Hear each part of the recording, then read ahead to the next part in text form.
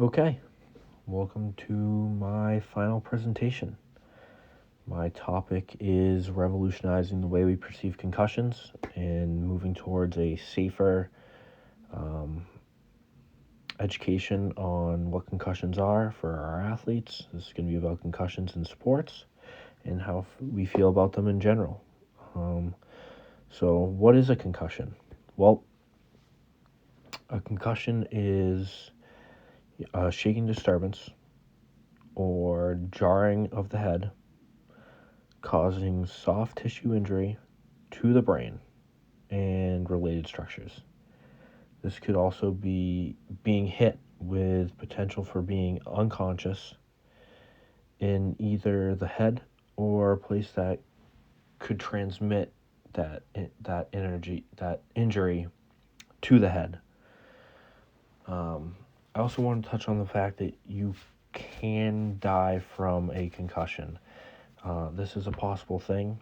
This is actually something before I was doing my research I didn't even really know, so I was kind of shocked, and it just added to my argument of the severity of what concussions are and the realness of the risks and factors and how we need to make it safer.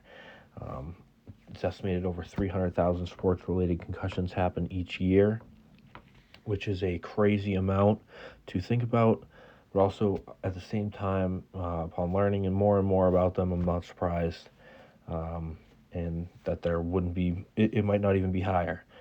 Um, my next my next slide here is historical perception. How we treated concussions compared to how we do now is drastic, and that trend should continue. It really should, and we need it to, because historically a concussion was losing consciousness or getting hit in the head. Extremely hard for people to call it a concussion. When nowadays we know concussions can come from minor things, and people back then would just say getting the wind knocked out of you or your bell rung. Phrases like this were used to belittle concussions, and that's what I'm speaking to here with the historical perception. Concussions were really looked at as a minor injury that you could suffer in sports, and people would not see doctors. They'd go back in the game, taking only a few days rest, also not truly understanding risk, hearing about them and just brushing them off. Like, this is just the way things were back in not too long ago. Like, I can remember myself being in sports and people not really taking them that serious. So that's just a little background as to why this topic has needed this strive to move forward towards a safer environment for athletes with concussions. The next slide that I am going to go to here is about risks athletes take on. Concussion risks are real. Concussions are risky. They're risky injuries, and they can have serious consequences. These can result in things like migraines, depression, anxiety, and learning disabilities. These are real serious risks to consider. As someone who grew up playing virtually every sport, it doesn't it surprised me that I also had anxiety, learning disabilities, and had suffered from some depression. It's tough, like, learning that stuff now, because now I'm looking at it and saying, wow, that correlates. And I never really considered the risks as an actual possible threat, but now, like, learning about it and looking back, holy crap, like, they were real, and me myself, I've experienced them, and just having, one or two concussions in my day. These athletes that are suffering multiple, more than 3, 4, 5. I mean, I can't imagine the type of, risks that they're putting on with their head. It's crazy. And being on the other side now and doing that research, I feel the need of just for us to be able to stress how serious these risks are. And, concussions are real and can be detrimental, and they can lead to real serious consequences, and it's really tough to look at. The other reason why it's tough to look at is because that not only do they have risks, we have long-term risks. And that leads me into my next slide, which is about long-term risks. You're looking at two people right here on the slideshow, Aaron. One being Aaron Hernandez. We all know his story, being New England fans, a great tight end, and then ends up committing a murder. And they found out he suffered from CTE. The one on the bottom right, Mike Weber. We learned about him in one of the documentaries we watched and how he had CTE in his brain from playing. It's absolutely crazy. Over time in class, I've come to learn so much more of the long-term risks from watching the documentaries and other resources we've had throughout the class. Long-term risks of concussions are scary to think about. And, we just have so many examples, especially with the CTE stuff, with people like I said, Aaron Hernandez, Mike Webster, Antonio Brown, and then Chris Henry, just to name a few. It's such a devastating disease. It can also cause other diseases like Alzheimer's. I currently live with someone who suffers from Alzheimer's, and seeing what she goes through, it breaks my heart. And to think that athletes are getting concussions and can put themselves at risk, and it's just an awful thing. And, it's really time for, society to step up and really educate the severity of these, long-term risks to your life. I mean, these are real things, and, people don't want to end up having these long-term risks that come with concussions. And I know it's easy to say, oh, it won't be me, but it could be you, and that risk alone is, worth being cautious about, I think, in my opinion. Leading into my next slide, which is going to be changing the narrative. We want to change the narrative on concussions. I think there's been an update in the thought around concussions in sports. We've had players stepping away earlier in their careers, starting youth athletes older in certain sports. These are really good things. Even things like youth soccer. They outlawed heading, until you're in the age U14 bracket. So I think that's a smart move. The popularity of flag football, we're starting to see a change in perspective. Having players take serious the risks that are at stake. You see players, like Gronk, who stepped away, and Luke Kuechly, who played at Boston College, went on to be an all-defensive player of the year for the Panthers. He retired at 28. He really trailblazed a new perspective on, choosing his health over the game he loves. And I can remember watching that press conference and seeing the devastation in his face. I mean, you see it right there in the picture that I chose. He's sitting there with the trainer after getting a concussion in a game, getting taken off the field, and you see it in his face. He knew, he had suffered so many concussions, and he was experiencing them in real time. Like, he knew it was his time to step away.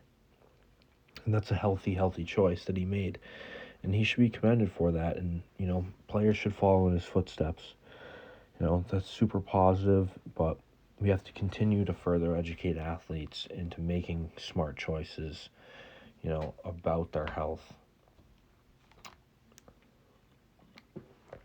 Sorry. We need to continue to educate.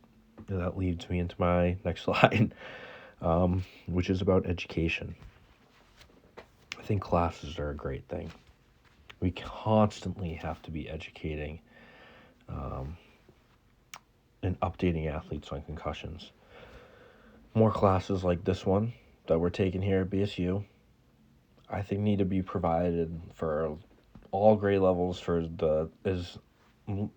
The age that you can play sports is the age they should start taking classes, so that these kids and people and athletes are taught the true severity and the true risks that come with concussions and how easily you can suffer one. how to properly manage one, how to properly recover from one. Education is the number one way we're going to see change, and that change for the better. I'm looking right now at the picture that I chose to put on the slide. I thought it was a great idea, like a newscaster and someone's pointing at the weather, like on the news channel that everyone watches. It's the same way we should be educating about concussions. You should see it on commercials. You should see it here. You should see it there. You should see it in school. Like, that's how we're going to educate people on concussions and make it a much safer thing than it is right now. And the other thing that's going to be a huge part in this and help off the education is implementing rules and regulations. And I believe making more strict, more serious rules and more serious regulations for sports that sports teams need to follow, have to follow, would help tremendously in this space and really change the perspective, because they're trying to get away with it now, and it helps kind of the perception of concussions. So if they crack down on it, they start cracking down on lax rules and constantly doing research and constantly updating how teams, how doctors, how athletes, how coaches should treat concussions, it will change the whole perception on, oh my God, this is a very, very serious injury that we need to take with the utmost precaution. They should be treated like one, if not the worst injury that you can suffer in sports. By becoming more and more precautionary with strict rules and regulations, we can change the perception on them and then be treated as dangerously as they are. And that's the real, the education, and then implementing the rules and regulations, doing the proper research. That's how we're going to crack down on making sure that, concussions are viewed the way they should be, and that we're also handling them the way they should be, because that's part of the perception. Is we only want that to change because we want them to be handled correctly and people know about them.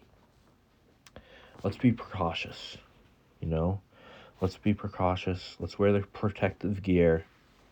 You see in this picture right here, it's the Panthers at practice. See, some of them have helmets on with the padding. Some of them don't. Let's start to move that towards everyone's wearing them. That will be good for sports. In sport, being precautionary, I'm one who played anyway, and so many more will do the same. Although, to change the perspective on concussions doesn't mean we have to tell kids to stop playing or people to stop playing. But at the same time, changing the narrative, we need to constantly make it safer. We need to use things like mouth guards, helmets, headgears, the foam thing on the helmets, additional padding on boards like in hockey, neck braces, padded headbands for soccer, for heading a soccer ball. That's like things we should be doing to make sure that, things are safe for us.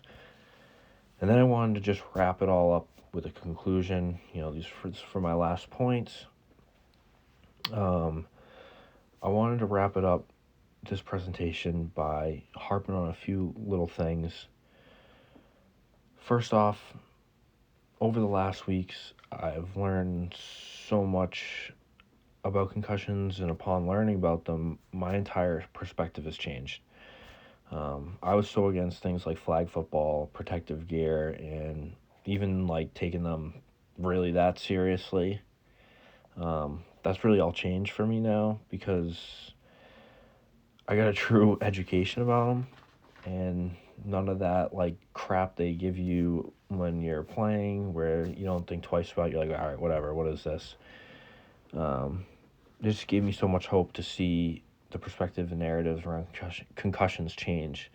It really comes down to that education and the way we view them. If we change the way we educate all athletes on concussions, that narrative will change, and change for the better. Protect these athletes. Livelihoods for sports are just a game, but concussions affect your whole life. So let's lean into evolutionizing the way we look at concussions and start choosing to be healthy more often. Thank you for listening to my final presentation. I hope you enjoyed. Thank you.